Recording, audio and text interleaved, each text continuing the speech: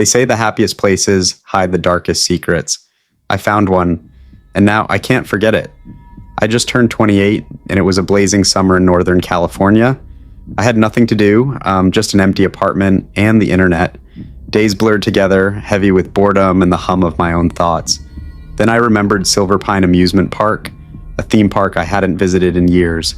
It promised wonder and joy, and I thought a day there might distract me, might make me feel alive again.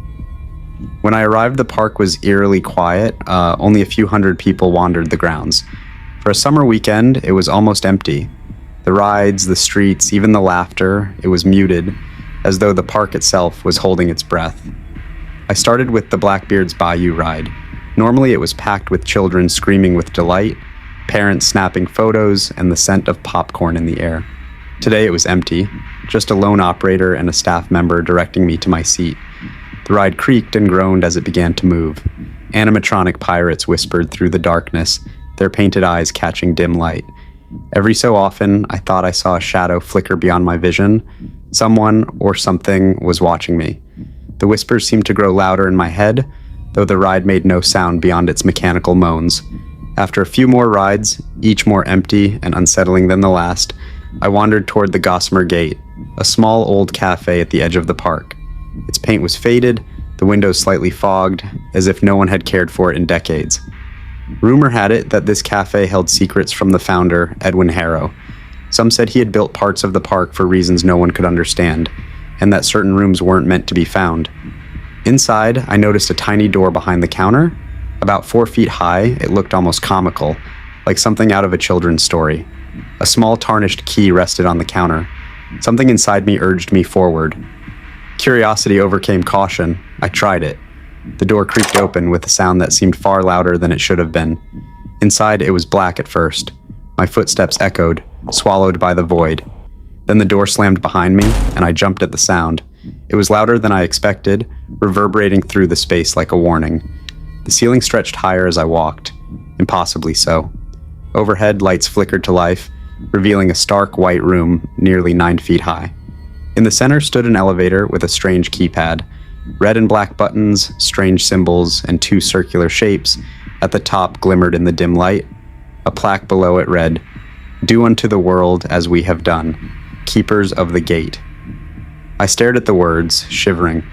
There was a strange magnetic pull to the elevator, like it had been waiting for me all these years. I pressed some buttons at random. The elevator shuddered. Then a voice whispered from inside, "Welcome back, Edwin." My blood ran cold. The elevator doors shut. Darkness swallowed me, and a soft mechanical hum filled my ears as it descended slowly. At first everything seemed normal, but then the walls of the elevator seemed to shift. Shadows stretched across them in impossible ways.